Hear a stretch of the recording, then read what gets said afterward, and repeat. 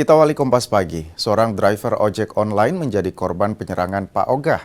Korban diserang menggunakan busur panah karena menegur pelaku yang dinilai memprioritaskan pengendara yang memberi uang.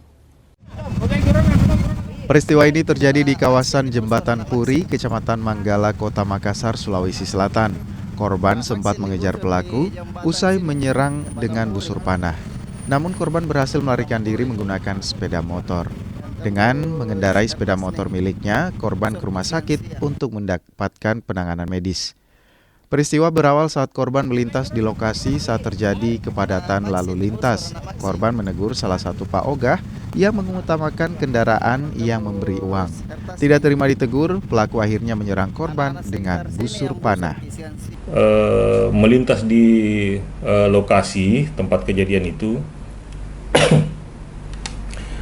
terjadi kepadatan arus lalu lintas, sehingga ada sekelompok warga yang tinggal dekat-dekat situ itu mengatur lalin yang biasa disebut dengan Pak Ogah.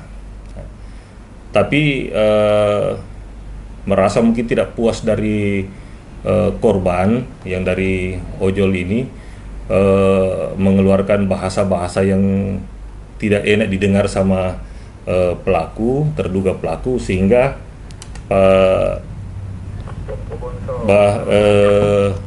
terjadi perselisihan di lokasi dan sempat terjadi perkelahian, sehingga terduga pelaku pergi ke rumahnya untuk mengambil busur. Kembalinya itu langsung melakukan pembusuran. Sempat juga dikejar oleh korban dengan menggunakan motor, tapi tidak bisa didapat karena daerah itu padat kendaraan. Pelaku kini dalam pengejaran polisi yang identitasnya telah dikantongi. Polisi juga telah meminta keterangan 7 orang saksi yang diduga kelompok Pak Ogah.